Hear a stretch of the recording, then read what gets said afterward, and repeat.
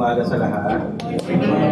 Hindi natin ang magandang umaga yung mga katabi natin. No? So, praise the Lord dahil sa pangalawang topic tayo ng intimacy with God. Nakaraan, to have intimate relationship with God is to pray. Tama po ba? Para magkaroon ng malapit na relasyon sa Diyos, manalangin. Ngayon naman, ito naman, let's read together, sabay-sabay. Finding the light in God's Word.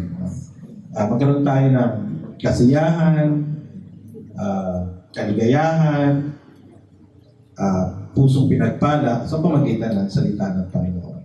Si King Solomon, no, yung anak ni David, marami siyang nakamit, marami siyang naranasan, no? Iba-ibang bagay na hinahanap ng mga tao. Okay?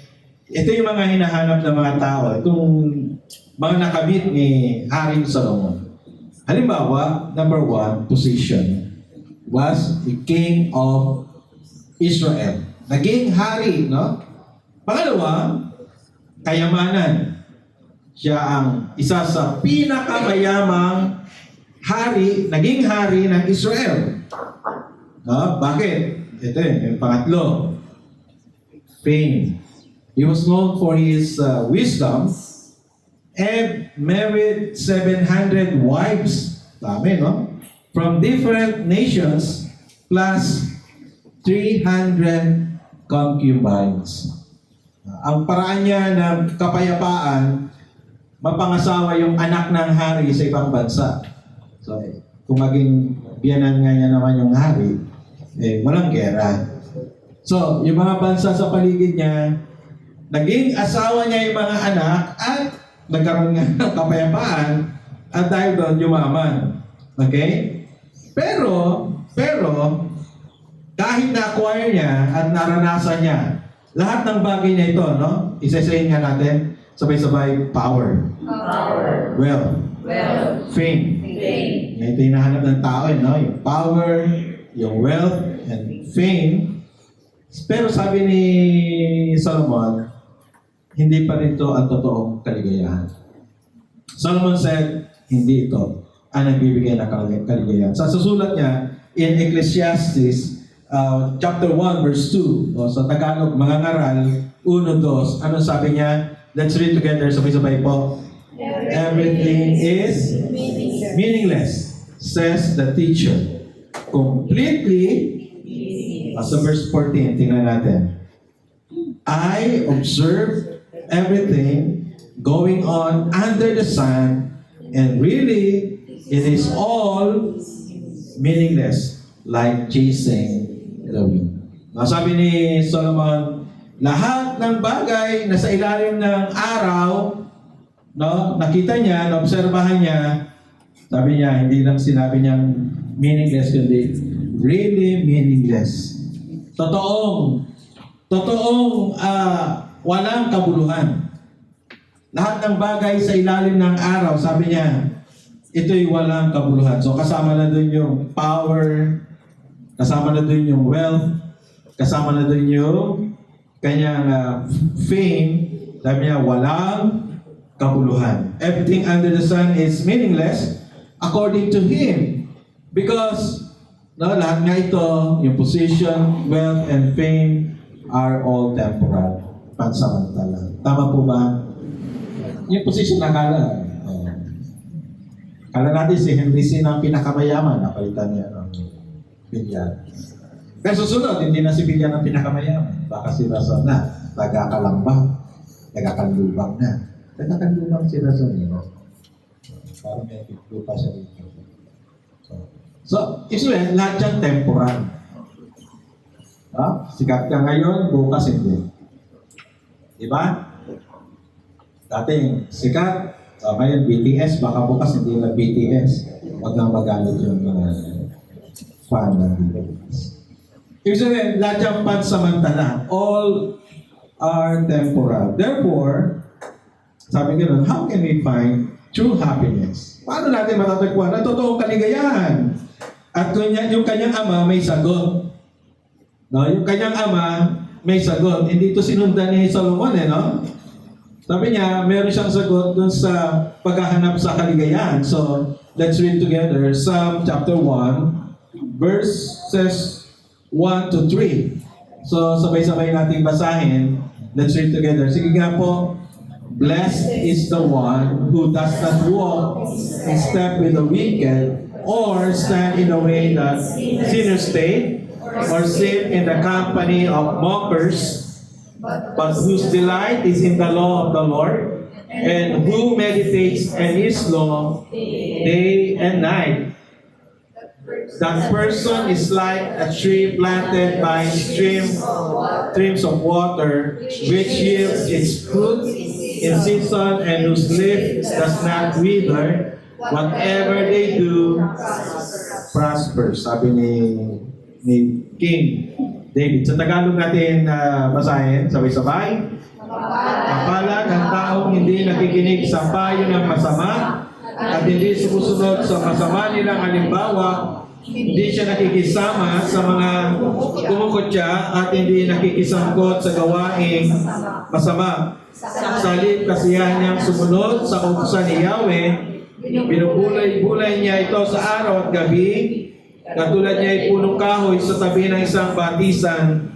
Laging sariwa ang dahon at namumunga sa takdang panahon. Ano man ang kanyang gawin, siya'y nagtatagumpay. Okay, so ito ang sabi ni Haring David para magkaroon ng totoong kasiyahan. Hindi sa pamagitan ng posisyon, hindi sa pamagitan ng kayamanan, hindi sa pamagitan ng katanyagan. Sabi ni Haring David, ito ang totoong daan patungo sa totoong kasiyahan. Dito sa pinakauna, kasi ang Salmo o Book of Psalms ay mayroong 150 na awit. Gano'ng karami? 150. Pakarami. Gamit itong imnaryo ng mga Hudyo. Ginagamit nilang imnaryo to. Sa kanilang pagsamba, lagi nilang ginagamit itong mga imnaryo na to, 150. At sa pinakaunang salmo, pinakaunang awit, ang binigay niya ng diin ay tinatawag na true delight, contentment, satisfaction, or happiness. At sabi niya, matatagpuan lang ito sa salita ng Panginoon. Can you say amen to that? Bakit? Because God's Word is eternal.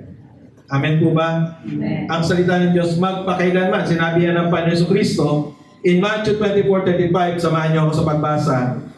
Heaven and earth will disappear, but my words will never disappear. Diba? The Word of God is pangwalang hanggan. Yung mga pansamantala, talagang pansamantala, may katapusan. Kung doon mo hanapin na yung kasiyahan, ibig sabihin, may katapusan na yung kasiyahan. Tama po ba? Di po ba? Kapag sa pera, maubos ang pera.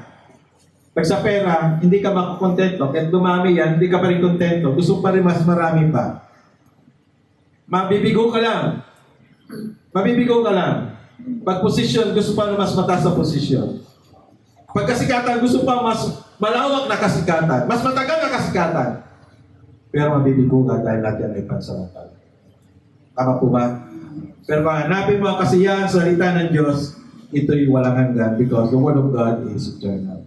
Amen po ba? Amen. Matthew 24, dalawang verse 35 na. Isa lang, tanggalin sa 35. Sabi-sabay sa Tagalog, ang langit at ang lupa ay maglalaho, ngunit ang mga salita ko ay mananatili magpakailanman. Amen? Amen.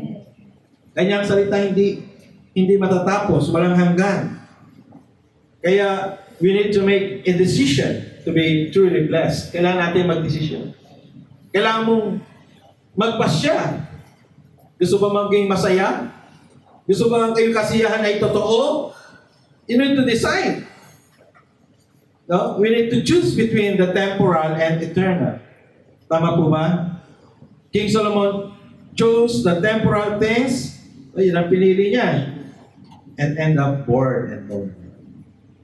Pinili niya, hinanap niya yun, pero siya ay naging malungkot. Pero ang kanyang ama, si David, finding delight in the Word of God. The eternal Word of God. Ngayon, hindi na gaano physical Bible hawak natin, cellphone na. No, kasi Bible talaga eh. Ngayon, yung e-Bible ang hawak natin. Pero, gayon pa man, the same thing. No? Magsikap at hanapin ang kaligayahan sa salita ng Diyos. Because to be blessed and happy is a choice or decision. Hello? Sabi mo sa katabi mo, pumili ka. Pumili. Kailangan pumili. No? Kaya number one, let's read together. Sabay-sabay. To be blessed and happy, you need to say no. Usap kami ni Sister Gay Kamo. Yun pa talaga ilalagay. Sabi ko, yun talaga. Kasi yun nakalagay talaga sa Bible eh. Nagsabi kang hindi. Sige, tingnan natin. Psalm chapter 1 verse 1. Blessed is the one who does not walk in step with the wicked, or stand in the way that sinners take, or sit in the company of mockers. Tingnan natin doon sa Tagalog. Balikan pala yung Tagalog.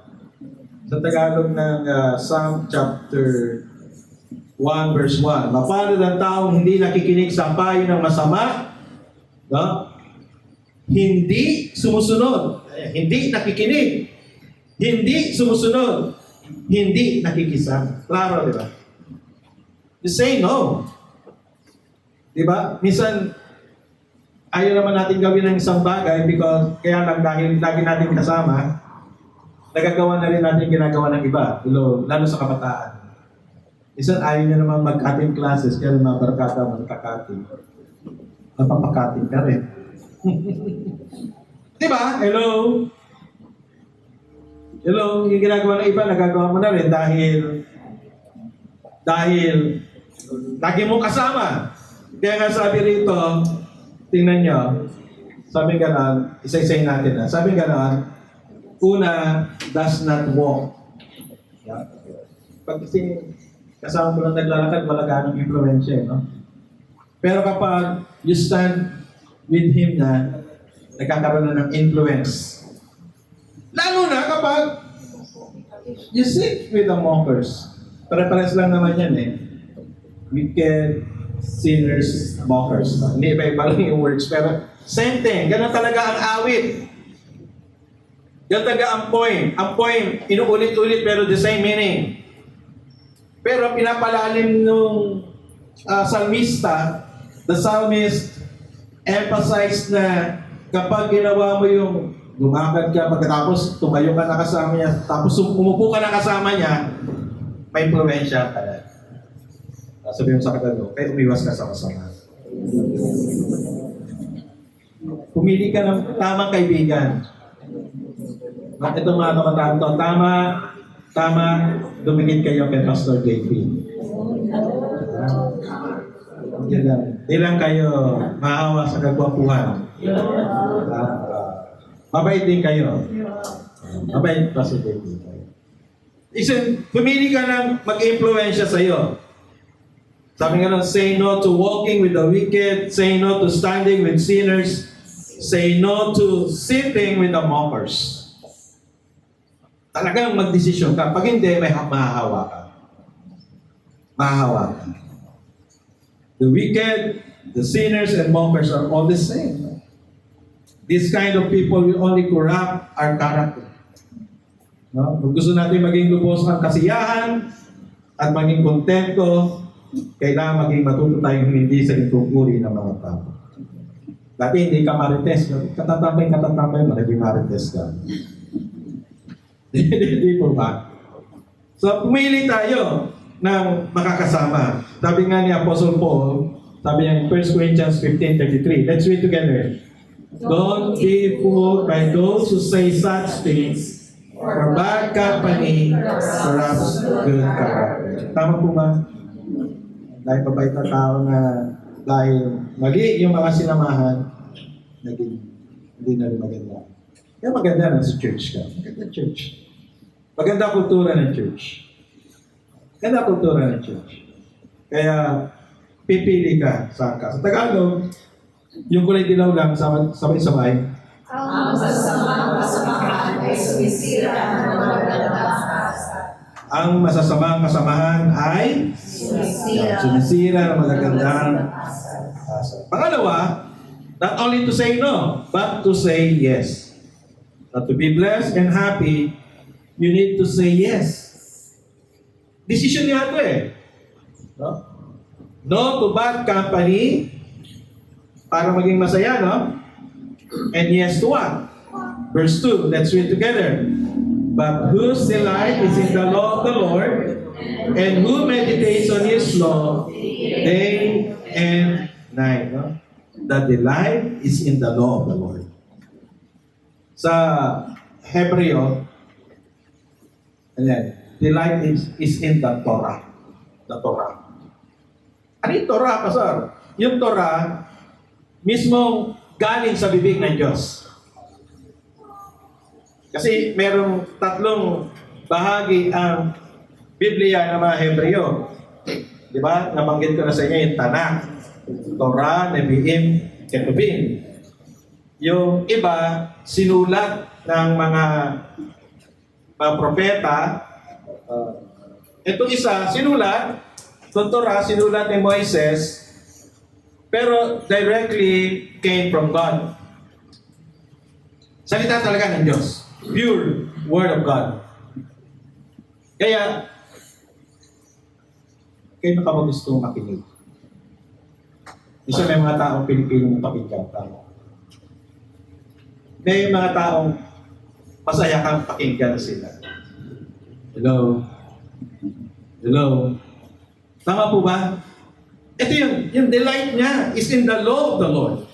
Yung delight niya dun sa sinasabi ni Yahweh. At sabi niya, minimeditate niya day and night. Verse 2 sa Tagalog, sa halip kasiyahan niyang sumunod sa kautusan ni Yahweh. Binubulay-bulay niya ito sa araw at gabi. You know, the wicked, the sinners and mockers are all finding their happiness in temporal things and will lead to distraction. Pero ito, hindi. No? Magkakaroon ng kasiyahan. Awit 1:4 ito sabi gano'n, hindi gayon ang sinumang gumagawa ng masama. Ito ay tulad ng iba, hangin ang siyang, yung mga masama, walang direction. Yung masasama, walang direction. Walang malinaw na patutunguhan. Verse 5, sa araw ng pag-ugaw, parusa niya ay nakalaan, siya'y ihiwalay sa grupo ng mga banal. Verse 6, sa taong matubig, si Yahweh ang puwang patnubay, ngunit ang taong masama, kapahamakan ang halunan. Si Pastor Ferdinand, hindi na bata. Hindi na ako bata. When I decided to commit my life to the Lord is 13. Hindi na ako miwalay sa church na. Naglingkod na ako nun sa Panginoon. At magbabalikan ko yung mahabang panahon na yun. Sabihin ko, Lord, salamat sa iyong kabayo. Sabi mo sa katabi mo, hindi kayo papahamak ng Diyos. Sama lang sa amen. Amen. And kwento na lang ngayon. Sa lahat ng aspeto ng buhay, kahit yung nakilala ko si Joy, those are God's grace. Ang seed of hope, these are work of God. Ito gawa ng tao. Kung paano ginabay, iningatan ng Diyos ang buhay na ito. Pero una sa lahat, kailangan hanapin natin siya sa kanyang mga salita. Amen. Amen? Amen. Pag sa iba, walang direction. Walang direction. At kapahamakan ang patutunguhan. Sa mga nahumaling sa mga makamundo at pansamantalang mga bagay ay walang direksyon ang buhay. Sabi pa nga doon, may kaparusahan at may kapahamakan. Kung gusto natin maging blessed and happy, then we need to say yes. Sabi mo sa katabi mo. Kaya na, sumagot ka na lang po. Umuho ka na. Yes to the Word of God. Amen. Sabay-sabay nga. Yes to the Word of God. Isa pa po, malakas. Yes to the Word of God. Paano? Number 1, yes to the reading of God's Word. Basta tayo sa salita ng Diyos. Ay, yung extra time natin. Okay, sa isang oras tayo sa Facebook. Nakatiin natin. Kahit kalahati ay sa pagbabasa ng salita ng Diyos. Galing kami ni Sister Joy sa School of Tomorrow sa Parañaque kahapon. At yung school sa kung saan nagtatrabaho si Joy, gustong i-adapt yung ganong system, no? Parang ginawa rin dito yan, yung School of Tomorrow. Kasi yun, talagang yung bata magsasa ulo ng hindi ka graduate pag hindi memorize ang Psalms. Ganon. Hindi ka graduate. Hindi ka graduate pag hindi saulado ang mga book sa Bible. Hindi lang yung nag-read, kundi sinasaulo pa. Okay? And then number 2, sabay-sabay. Yes to the meditation of the Word of God. Magbulay, hindi lang basahin, pagbulayan ang salita ng Diyos. And then number 3, yes to the life application of the Word of God. Ipamuhay kung ano sinasabi ng salita ng Diyos. Amen? Amen. Bakit ba ang salita ng Diyos nagdadala ng kaligayahan at pagpapala? Because God's Word is powerful. Ang salita ng Diyos ay makapangyarihan. Basahin natin Hebrews 4:12. For the Word of God is alive and powerful. It is sharper than the sharpest two-edged sword, cutting between soul and spirit, between joint and marrow. It exposes our innermost thoughts and desires. Makapangyarihan siya. Talagang buhay, makapangyarihan, tumatagos hanggang sa ating kaloob-looban. Kaya magbago ng ating kalooban. Amen? Kayang baguhin ang ating kalooban. Hindi pa nakapag-speak dito si Pastor sa mapaso. Sabi niya, imposible talaga ako mabago Pastor noon kasi NPA ako Asawa ko, commander.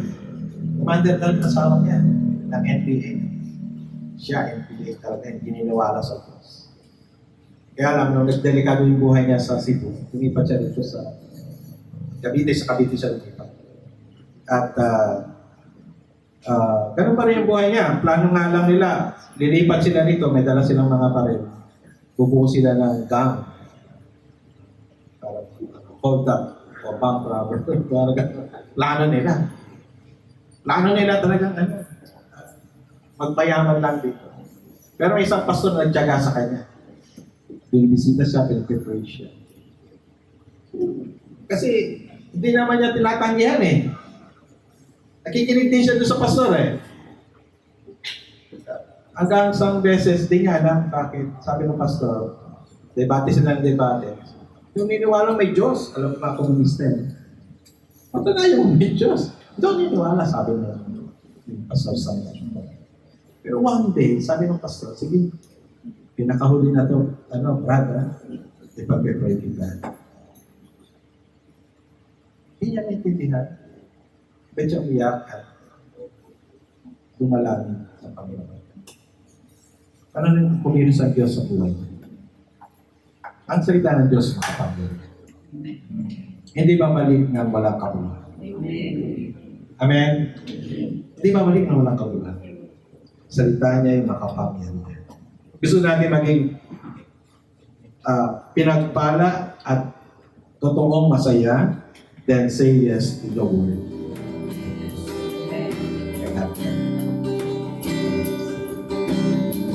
Panginoon, maraming salamat sa bagang ito ng pagsamba at sa paalala sa amin. Dalawa, bigyan mo kami, O Diyos, sa biyaya. Bigyan mo kami, O Diyos, ng desire to say no to the influence of the wicked, sinners, and mockers. Tulungan mo kami, Panginoon, mawala ng panlasa sa mga bagay sa mundong ito, Panginoon. Tulungan mo kami, Panginoon, because we are weak, Lord. We are weak. At ang mundong ito, kasama ng kaaway, laging inaalok ang mga tukso na ito, Panginoon. And praying, Lord, na laging hanapin ang totoong kasiyahan. Hanapin ang pinagpalang buhay sa iyong mga salita. Alam po namin ang pamunga ay mangyayari lang kung kami ay mayroong malapit na relasyon sa inyo sa pamagitan ng iyong mga salita. Panginoon, sa pagkakataong ito, aking dalangin ang bawat isa na rin ito. May mga tahimik na kahilingan sa panalangin ng bawat isa. Una, Panginoon, nagpapasalamat kami sa mga mayroong kaarawan.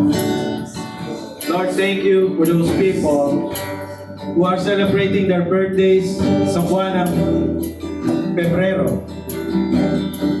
Panginoon, pinagpala mo na sila. Panginoon, pinaburan mo na sila.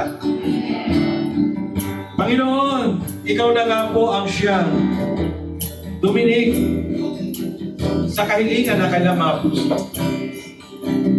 Kalakasan, kalusugan, pag-iingat, gabay mula sa iyong aming panalangin. In the name of Jesus. Dalangin din, Panginoon, ang mga may karamdaman. Panginoon, ikaw ang makapangyarihan sa lahat at sa iyo walang imposible. Sabihin mo lang kami gagaling sa ngalan ng Panginoon. Lord, thank you for the healing in Jesus' name. Lord, thank you for the health in Jesus' name. Dalangin din, Panginoon, na may mga concern sa kanilang pag-aaral, sa kanilang trabaho, sa kanilang negosyo. Panginoon, ikay Diyos na aming gabay. You are our good shepherd. At hindi mo kami aakayin sa aming kapapahamak. Aakayin mo kami, Panginoon, sa ikabubuti namin in the name of Jesus. Lord, may mga kapatid ang pakali sa ibang bansa, Panginoon. Lord, abutin mo sila ng mayamang pagpapala, Panginoon. Maranasan nila, Panginoon, ang iyong gabay. Maranasan nila yung pabor, maranasan nila yung kalapitan sa pangalan ng Panginoong Jesucristo. Panginoon, dalangin din po, Panginoon, ang mga leaders ng City of Hope, hindi lamang sa kanluwa, kundi sa lahat ng dako. Paglago sa pananampalataya, kalakasan ng pananampalataya, kasiglahan sa paglilingkod sa inyo, kapangyarihan mula sa banal na Espiritu maranasan nila. At laging gawin silang daluyan na pagpapala mo sa marami. Panginoon, maraming po salamat. Ikaw mo yung mayamang paspas, bendisyon sa amin sa umagang ito. Nawa, lagi kami palalakasin sa pamagitan ng banal na Espiritu na nasa amin. Tanggapin namin ang kapangyarihan mula sa Kanya. Lahat ng buting bagay ipagkaloob sa amin, huwag kami pagkulangin sa ngalan ng Panginoon Jesucristo. Maranasan lagi sa bawat araw yung kalapitan. Lagay sa puso namin ang desire na laging basahin, bulayin ang iyong mga salita. Pagtagumpayin kami, paboran kami sa lahat ng aspeto ng aming buhay. Ibalik na lahat ng papuri, pagdakila, maglulahati sa pangalan ng Ama, ng Anak at ng Espiritu Santo.